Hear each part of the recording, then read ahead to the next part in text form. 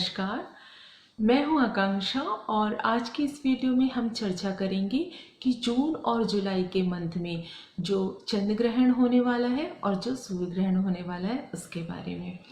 तो देखिए, चंद्र ग्रहण हिंदू धर्म में एक धार्मिक घटना है और इसका धार्मिक महत्व होता है और इससे रिलेटेड धार्मिक कर्मकांड भी किए जाते हैं। लेकिन ये चंद्र ग्रहण अगर पूरी तरीके से ना हो या हमारे पर्टिकुलर कंट्री में ये अगर ना दिखाई दे तो फिर इससे रिलेटेड जो धार्मिक जो पूजाएं होती हैं या जो धार्मिक कर्मकांड होते हैं वो नहीं किए जाते हैं और पंचांग में भी इसका फिर समावेश नहीं किया जाता है। तो यहाँ पर ये जो चंद्र ग्रहण होते हैं वो दो प्रकार के होते हैं, एक प्रच्छाया चंद्र ग्रहण और एक उपछाया चंद्र ग्रहण। यदि चंद्र ग्रहण पूरी तरीके से होता है तो उसको प्रच्छाया चंद्र ग्रहण बोलते हैं। मतलब जब पृथ्वी की पूरी छाया मून पर पड़ती है और मून में पूरा अंधेरा हो जाता है तो उसको प्रच्छाया चंद्र ग्रहण कहते हैं, वो पूरा चंद्र ग्रहण होता है। तो उससे रिलेटेड धार्मिक कर्मकांड किए जाते हैं और उस समय सूतक का भी पालन किया जाता है। लेकिन यदि चंद्र ग्रहण मतलब जब पृथ्वी की पूरी छाया ना पड़ती हो चंद्रमा में और हल्का सा वहां पे प्रकाश दिखाई दे, मीन्स जब हमको चंद्रमा थोड़ा सा मलिन दिखाई दे, पूरा अंधकार ना हो, तो उसको जो है वो उपछाया चंद्र ग्रहण कहते हैं। तो जब उपछाया चंद्र ग्रहण होता है उसका इतना धार्मिक महत्व नहीं होता है। तो 5 जून को जो चंद्र ग्रहण होने वाला है वो उपछाया ही चंद्र ग्रहण है। तो फिर आपको ज़्यादा कुछ डरने की ज़रूरत नहीं है। इसका कुछ भी इतना मतलब आपको कोई धार्मिक कर्मकांड करने की ज़रूरत नहीं और किसी भी सूतक को पालन करने की ज़रूरत नहीं है, क्योंकि ये पूरा चंद्र ग्रहण नहीं है। लेकिन मैं आपको क्योंकि आपको पता होना चाहिए कि इसका टाइमिंग क्या है, तो वो मैं आपको बता देती हूँ। देखिए, ये जो चंद्र ग्रहण है जो 5 जून को होने वाला है वो रात्रि में 11:15 से स्टार्ट होगा और रात्रि में ही 2:34 तक ये रहेगा। तो ये टोटल 3 आवर्स 18 मिनट्स का जो है ये चंद्र ग्रहण रहेगा। नेक्स्ट जो चंद्र ग्रहण है वो 5 जुलाई को है।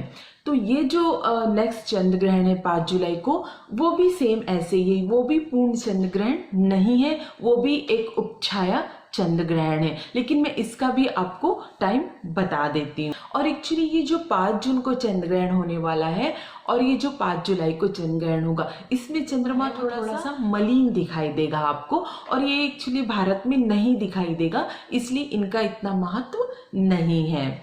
लेकिन मैं आपको बता देती हूँ कि इसके टाइमिंग क्या है। तो जो सेकंड चंद्र ग्रहण जो कि 5 जुलाई को होगा वो सुबह 8:37 से स्टार्ट होगा और 11:22 तक ये जो है ये ग्रहण रहेगा। तो ये तो बात हो गई चंद्र ग्रहण की। लेकिन अब इसके बीच में एक सूर्य ग्रहण भी पड़ेगा और हाँ, उस सूर्य ग्रहण का बहुत महत्व है, उसका हम पे जूनिवर्स पे बहुत ज़्यादा प्रभाव भी पड़ेगा। और जब सूर्य ग्रहण होता है तो उसका प्रभाव नेक्स्ट 6 मंथ तक हमको देखने के लिए मिलता है। जैसे कि जो लास्ट सूर्य ग्रहण हुआ था आपको याद होगा 26 दिसंबर का, उसका प्रभाव हम अभी तक देख रहे हैं। तो चलिए अब हम सूर्य ग्रहण की बात कर लेते हैं। हाँ, सूर्य ग्रहण बहुत इंपॉर्टेंट है, ये 21 जून को होने वाला है और ये भारत में भी देखा जाएगा। तो 21 जून को जो सूर्य ग्रहण होने वाला है उसका एक्चुअली सूतक काल जो होगा वो 20 जून से ही स्टार्ट हो जाएगा। तो 20 जून को रात्रि 10:14 से ही जो है वो सूर्य ग्रहण का सूतक काल स्टार्ट हो जाएगा और जो एक्चुअल ग्रहण होगा वो 21 जून को होगा। सुबह ग्रहण का टाइम है सुबह 10:14 से 1:38 तक, ये जो है वो ग्रहण का टाइम रहेगा 21 तारीख को। ये जो सूर्य ग्रहण है ये मृगशिरा नक्षत्र में होने वाला है और मृगशिरा नक्षत्र जो होता है वो मंगल का नक्षत्र है और ये मिथुन राशि पे होने वाला है। तो एक्चुअली ये जो दोनों के कारकत्व होंगे मंगल के और मिथुन राशि के, जो भी गड़बड़ होगा ये दोनों पे ही होगा।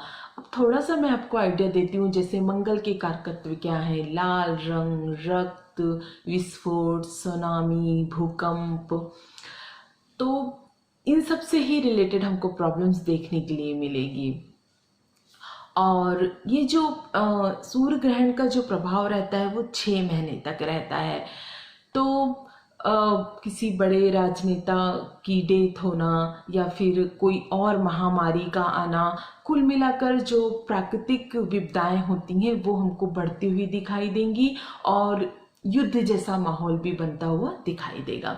ये तो यूनिवर्स में सूर्य ग्रहण का प्रभाव पड़ेगा, लेकिन हमारे ऊपर भी इसका असर पड़ेगा। तो मैं क्योंकि आप लोग बहुत एक्साइटेड होते हैं ग्रहण का अपने ऊपर प्रभाव देखने के लिए, तो मैं आपको राशि वाइज बता देती हूँ कि आपके ऊपर इसका क्या प्रभाव देखने के लिए आपको मिल सकता है। देखिए, मेष राशि की अगर बात करें तो जैसे कि मैंने कहा कि सूर्य ग्रहण मिथुन राशि पे होने वाला है, तो मेष राशि के तीसरे जो भाव है उससे रिलेटेड कारकत्व को ये प्रभावित करेगा। जैसे कि आपके छोटे भाई बहन हो गए, आपकी छोटी यात्राएं हो गई, या आपके छोटे मोटे किसी काम को रिलेटेड जो पराक्रम हो गए उस पे ग्रहण पड़ने वाला है। तो इससे कैसे बचा जा सकता है, बस आप इन कारकत्वों का ध्यान रखिए तीसरे हाउस से रिलेटेड, और सावधानी रखना है आपको और बचाव आपको करना है, क्योंकि इन पे आप पे ग्रहण पड़ने वाला है। अगर हम वृषभ राशि की बात करें तो इनके दूसरे स्थान पर ग्रहण पड़ने वाला है। दूसरा स्थान होता है वाणी का, कुटुंब का, वाणी का। तो हो सकता है आपको अपने परिवार से दूर रहना पड़े और आपको अपने निवेश और वाणी से रिलेटेड मैटर में बहुत सावधानी रखनी होगी। अगर हम मिथुन राशि की बात करें तो देखिए, मिथुन राशि पे तो खुद पे ही ग्रहण लगने वाला है।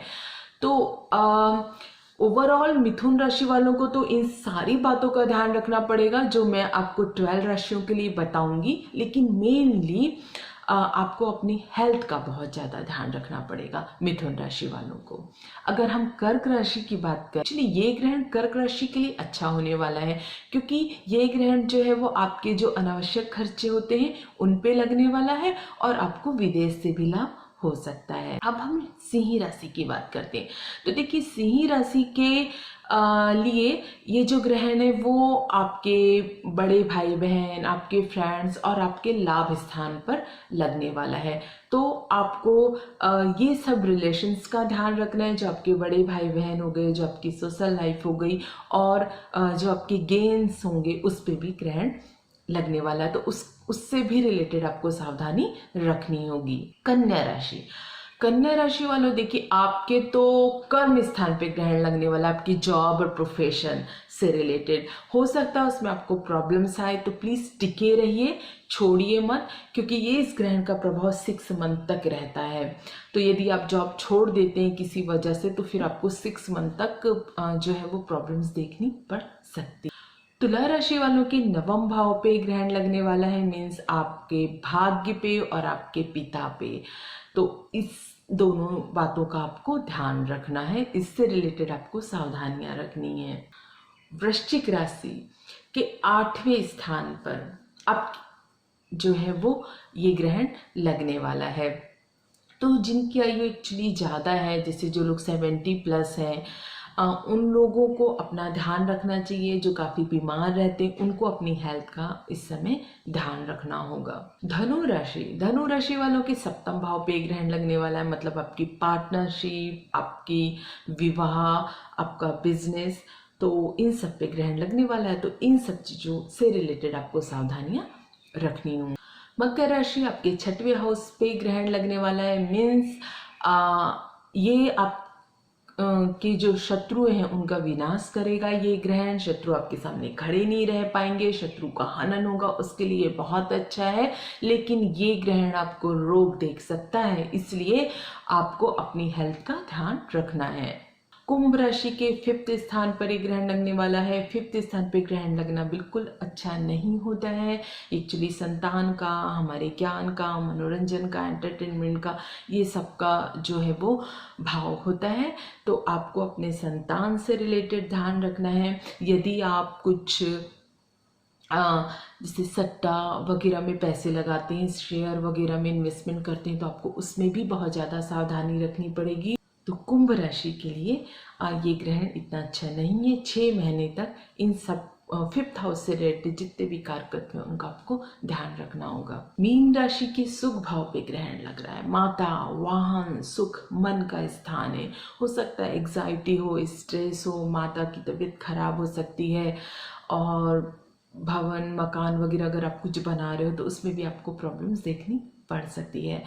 तो दोस्तों ये था 5 जून का चंद्र ग्रहण, 21 जून का सूर्य ग्रहण और 5 जुलाई का चंद्र ग्रहण। इन सब का प्रभाव, तो चंद्र ग्रहण से रियली आपको कोई वरी करने की जरूरत नहीं है, वो पूरा चंद्र ग्रहण नहीं है।